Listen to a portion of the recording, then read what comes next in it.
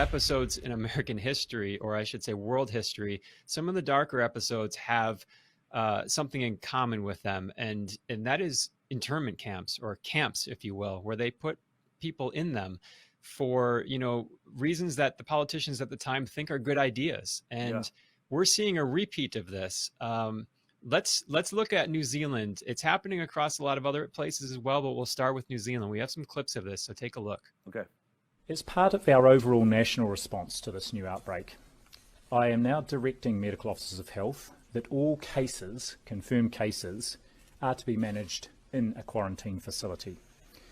Now, this is different to how positive cases were managed when we were last at levels 4 and indeed 3, and shows how serious we are about limiting any risk of ongoing transmission, even in self-isolation and including to others in the household. This will apply to any cases and also close family members who might be at risk as appropriate. A reminder, these facilities have been set up specifically and have excellent processes and resources in place to look after people with COVID-19, including health staff on site at all times, and it will help us avoid any further inadvertent spread into the community as part of our overall response. I've got a number of questions about people refuse, what do we do if someone refuses to be tested? Well, they can't now. If someone refuses in our facilities to be tested, they have to keep staying. So they won't be able to leave after 14 days. They have to stay on for another 14 days. So it's a pretty good incentive. You either get your tests done and make sure you're cleared, or we will keep you in a facility longer. So I think most people will look at that and say, I'll take the test. There's something about how smug that prime minister is that is very disturbing, and she's just coming off the back of a landslide win, right? She's been re-elected as prime minister in New Zealand. We had reported lightly on the idea that these internment camps may be there, and now I guess, there's probably people that don't want to go along with the test, and she's like, fine, we'll throw you in there and throw away the key. Yeah, and that was Dr. Ashley Bloomfield, the first clip of that gentleman. He's the Minister of Health in New Zealand. So this isn't some health official in some small city somewhere with a harebrained idea. This is the head guy in New Zealand. And like you said, that's Prime Minister Ardern in New Zealand as well, who's saying this with a smile. And Dr. Bloomfield said, remember, all confirmed cases, this is a change in policy, all confirmed cases are going to be managed in a quarantine facility. So what does that look right like? There is disturbing, right? Because what we're seeing is something we've been seeing in America too, I think, is it's like it just keeps clamping tighter and tighter, whether there's success or no success. I mean, New Zealand seems to have avoided getting any cases on their little island. Now, of course, they have no tourism. They're going to be bankrupt in God knows how long because no one can make any money. Nobody can travel there. If you do, you're going to this internment camp. But the idea that's saying, even though we've been successful, we're even clamping down harder. And this is like the bright shining star of the World Health Organization, this approach, right? I mean, it makes you think how many countries are going to be using this approach. And this idea of testing, right? The PCR test is not very accurate. Is that the test that they plan on using? Yeah, from my understanding, absolutely. And we've had if you will, like a beta test of this just happening recently with 3 British teens. They were in Italy.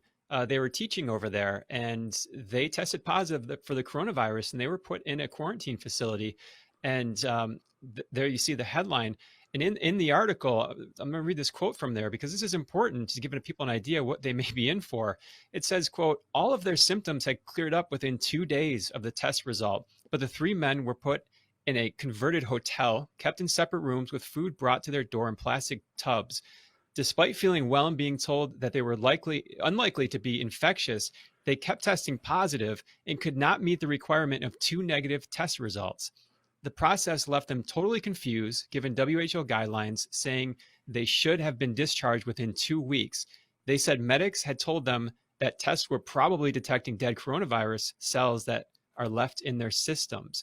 Luckily for these kids, the law changed and it allowed only extended time without symptoms instead of those 2 negative tests because they were 2 months, right? After 2 months, the law changes. I mean, that's got to be terrifying. And I would imagine if you're in there, you're thinking, what are we really being held for? Who's doing these tests? Where, what laboratory? Are we really even testing positive? Are they lying to us? Can you imagine how convenient this is going to be to take away anyone's due process in any country? Yeah, we're just picking you up, you know, and you're testing positive, so we've got you, while they investigate, try to figure out, you know, what they're going to charge you with.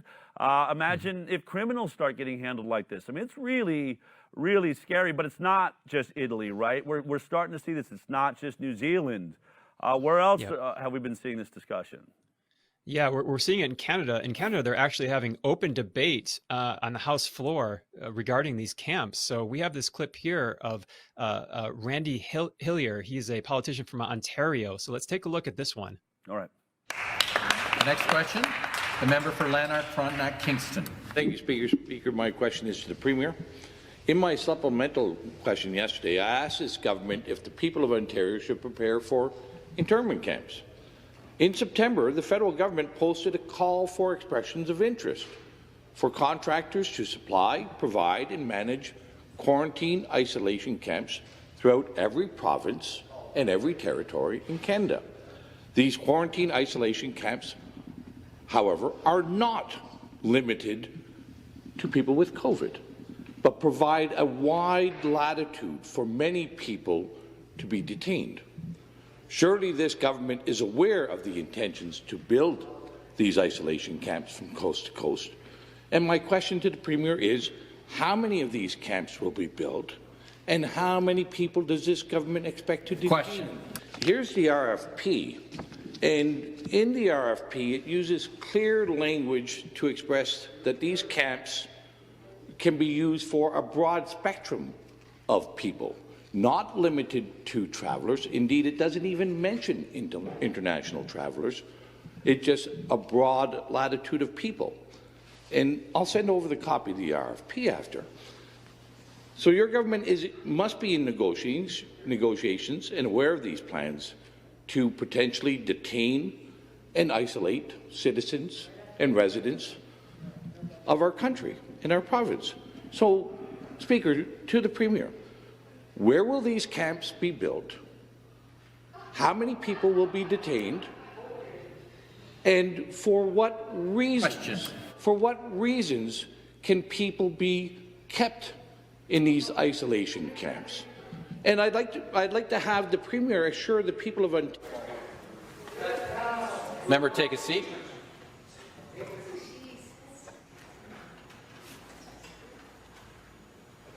The next question. What happened there? Did he get a response? Looks like he got his, it looks like he had his microphone cut, his audio cut on his microphone. So this isn't a question that's allowed here, even though he seems to be reading from government documents, a discussion of who were we putting in these internment camps.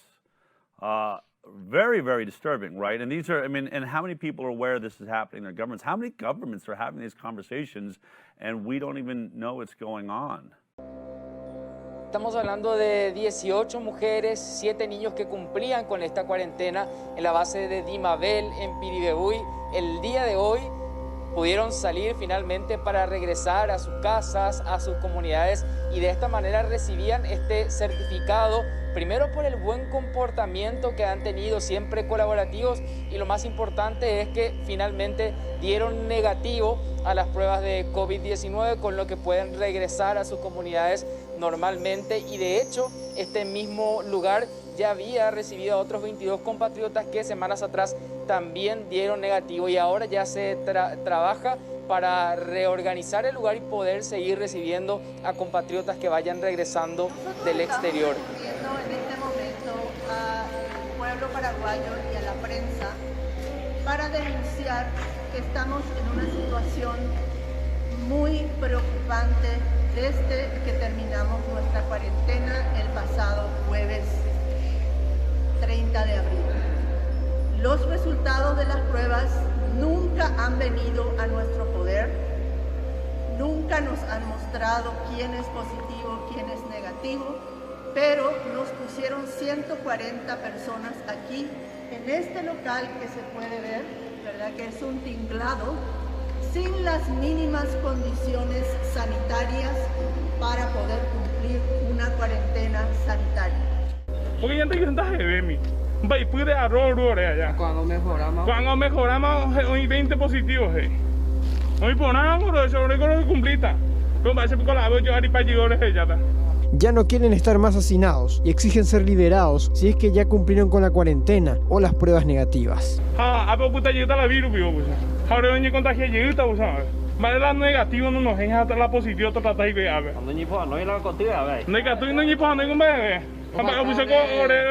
Negativo, 3 veces se negativo, 3 veces se. Positivo, Porque tenemos negativo, necesitamos salir urgente de acá. 3 veces negativo, no podemos quedar acá. Y otra cosa, no vamos a quedar más callados.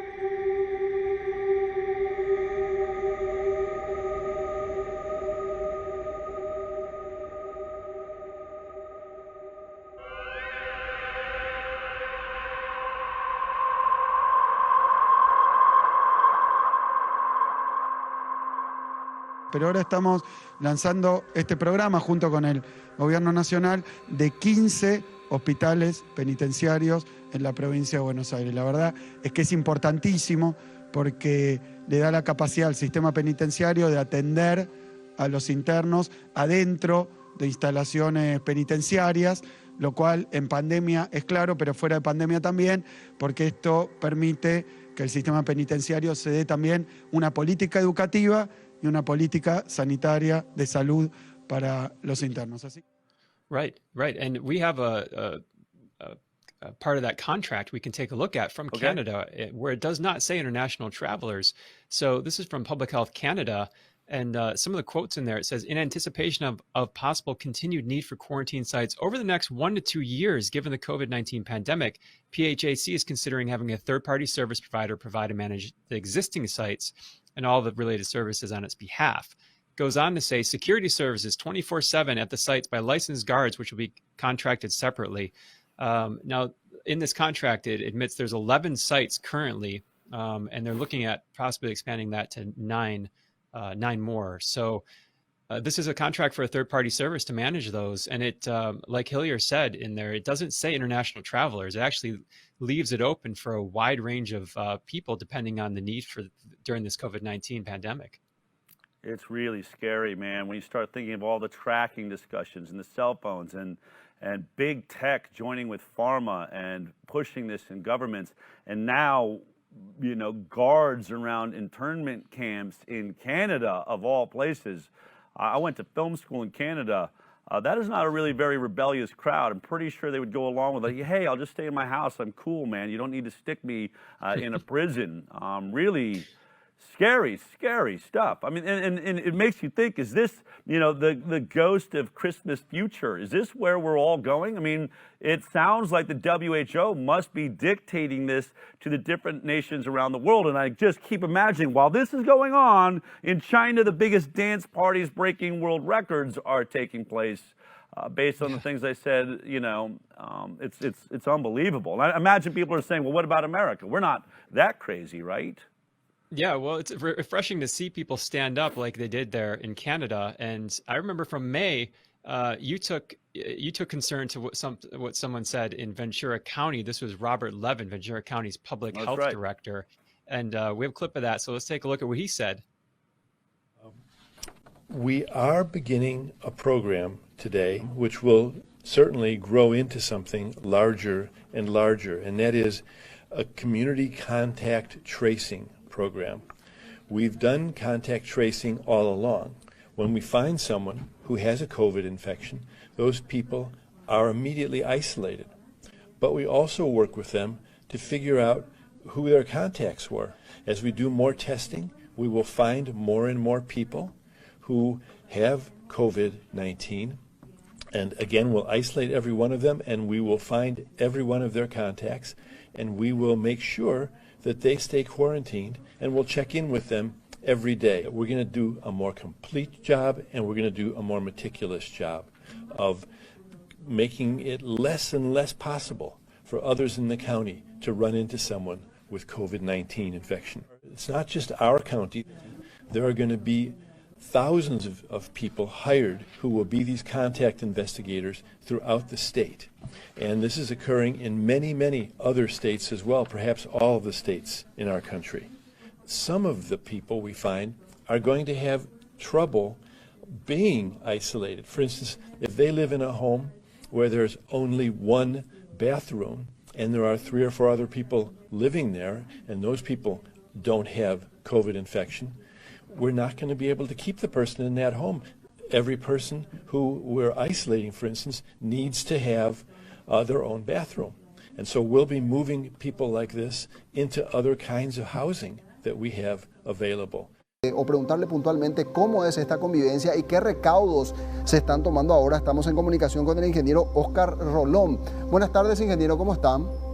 Buenas tardes. ¿Usted es uno de los albergados en Ciudad del Este? Sí, señor. ¿Exactamente dónde está usted, señor? Estamos en el Parque Mercosur, kilómetro 10.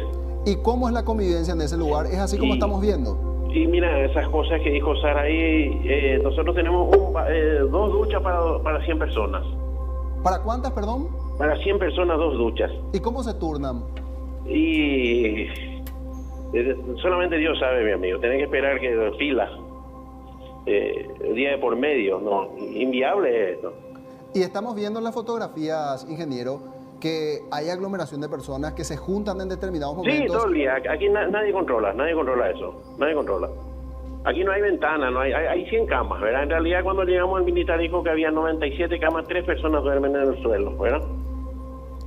Entendemos que la gente busque distraerse un poco, pero estamos viendo que hacen actividades deportivas No, de sí. manera muy cercana. Mira, tenemos una cosa, no hay comedor, no hay nada. Cada uno come en su cama, ¿verdad? Y si hay dos duchas, dijo usted, ¿cómo están con el tema del sanitario y las necesidades fisiológicas? ¿Cuántos baños tienen? Y en total hay... serían 5, 2 duchas y 6 water. Para 100 personas.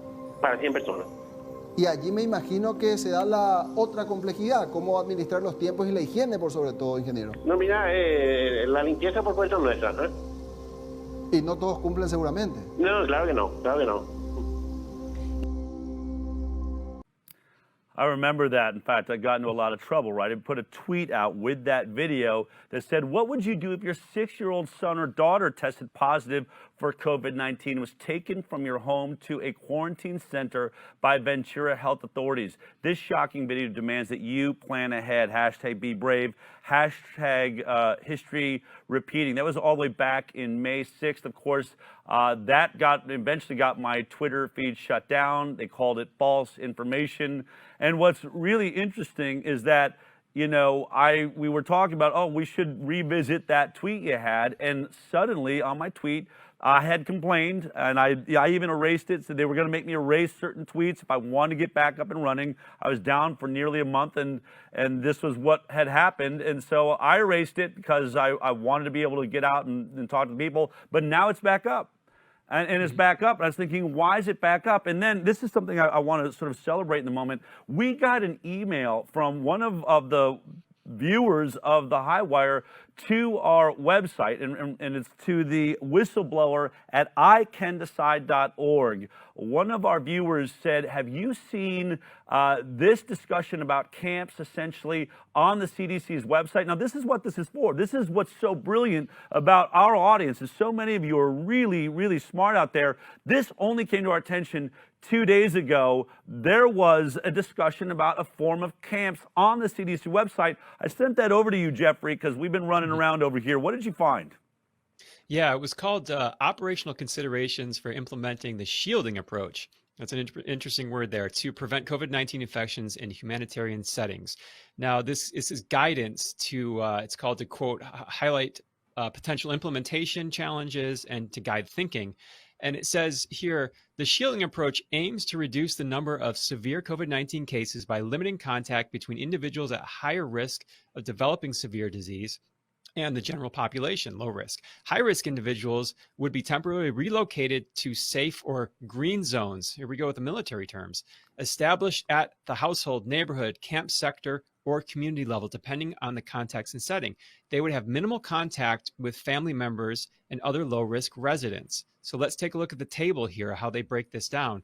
We have household level, neighborhood level, and camp sector level. Basically, this is all built around movement of individuals inside and outside of this thing called the green zone. And you can see at the camp sector level, there's going to be one entry point used for food exchanges, a general meeting area where people can have visitors. Kind of sounds like a prison. So let's continue into this document. Brilliant stuff.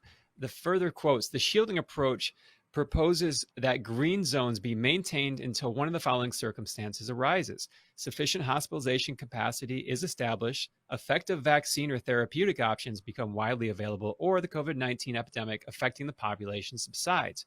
It goes on. Just look at that line. I mean, when you hear Fauci saying till the end of 2022 is where he sees some sort of imaginary end to this, though the vaccine doesn't seem like it's going to bring it. Are we talking about the potential that some people could be in these internment camps being protected for their health and safety for, I mean, God knows how long? I mean, it's I think a lot of people are probably shocked right now to know that this is not only being thought about, it's written and on the website at the CDC. Yeah, outrageous. these are interim guidelines. Absolutely. These are interim guidelines. So until the COVID-19 epidemic subsides, we're being told by CNN that this is the new normal for the rest of our life. So, and how do they define effective vaccine? A lot of questions there. Yeah. But let's go back to this document. Okay. There's a couple more quotes that just they need to be out there.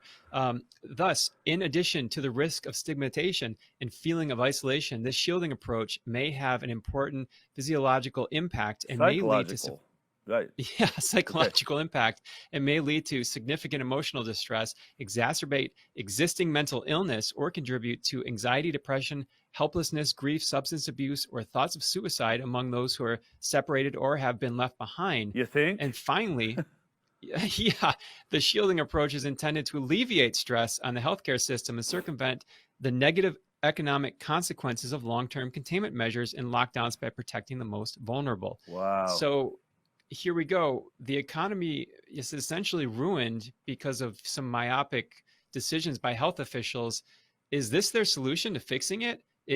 We'll help the economy by putting these people in a camp? I mean, and that's what, I mean, I'm concerned when I watch this because I've been saying, and we go along, like the Great Barrington Declaration has been saying, you know, focus protection, protect those that are, you know, over the age of 65 with other comorbidities. But when I've been thinking that, I'm thinking, you know, let them shelter in place, let them stay in their nursing homes, let's make sure that they're really taken care of in the world that they live in. I wasn't thinking you're going to take them and stick them into prison and then hope that the anxiety doesn't take over and the depression. They start killing themselves in the isolation that they're saying could clearly go on for years and years. And you know, this document looked like when I saw it, it's like we're talking the end of July was when this, I think, got posted, which makes you wonder, New Zealand's moving this direction. It looks like Canada's moving this direction. Italy's moving this direction. Obviously, our CDC is considering moving in this direction. What has kept them from doing it so far? And I thought about, you know, when I was looking at this, like Donald Trump, is it possible that they could say to the President of the United States, you know what, sorry, you're in this high-risk group, so we're going to stick you in a camp for your own good, and there it is. We just watched the President of the United States disappear. I wonder if that's why Donald Trump hasn't implemented this, because it might just put him into some prison system in the country. I mean, crazy. It's crazy. Yeah. And where's the conversation at behind closed doors with the CDC as we speak today? Where is this conversation? Are we gonna have a news conference tomorrow and someone's gonna come out and say, hey, guess what? Here's the new implementation we're doing, just like New Zealand did, or just like in Canada. Right. Yeah. And then it makes me want to fire whoever wrote this thing. If it's Redfield or Fauci, I don't care who's president next year. What really makes me concerned is whatever lunatic has come up with this. Clearly, if they are allowed to continue on their plan, this very well, I mean, this is no longer a dystopian novel, right? This is no longer conspiracy theory. These things are sitting on U.S. government websites, Incredible reporting, Jeffrey, and thank you to that viewer out there for sharing. And it's not just about the forced quarantines, but it's also about what they are planning on doing with the children that are in the situation of this forced quarantine. Now, I am sad to say that, and I'm getting here right now, that when I was given the understanding by someone in Washington that this was going on in Washington or getting ready to go on, and then they said to me, and they're going to, there's children, youth and children's quarantine centers. And I said, I don't know if I believe that. I can't believe that they would actually take the children from their parents and put them in quarantine centers with people they don't know, doing things that they don't know, injecting, whatever into their body that their parents don't know. They surely wouldn't do that. And so I said, if you're going to say those things, you better give me some evidence. So they sent me some evidence, and and so I'm going to show it to you, or at least I'm going to read it to you. So if you go to governmentjobs.com, and you'll see that the Washington State Department of Children's, Youth, and Family has posted a job. You can also do it on ZipRecruiter. And you'll see again the Washington State Department of Children and Youth Families.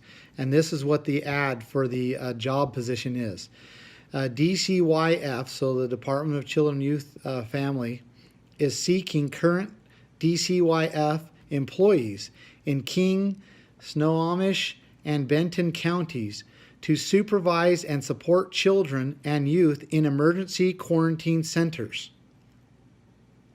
We are looking for current DCYF social services specialists, three S's, to care for children who are either COVID-19 positive or who may have been exposed to COVID-19. There are 3 locations: Cedar Springs Camp, Visitation Center, and Bethel Church. Responsibilities include supervising social service specialists, providing direct care and supervision, assessing and responding appropriately to meet children's needs, and engage in various educational and social activities with residents. I really wish that I was making this up.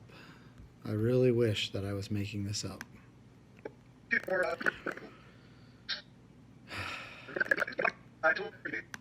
I wanted to talk just a little bit more about the isolation for families involved in this. So that means the household, the family, will need to isolate with them. And if a person cannot do that, there will be other isolation facilities for them away from their household. And one way or another, we got to make sure we take care of people's health. For people, yeah, how do you like that? One way or another, we got to take care of people's health. Who cares about their family, their children, their freedom, their job? Who cares as long as they're healthy, right? Now, I want to put this in perspective. You might say, well, Ammon, you're missing the point. No, I'm not missing the point. The Washington COVID-19 death rate is 0.01260669.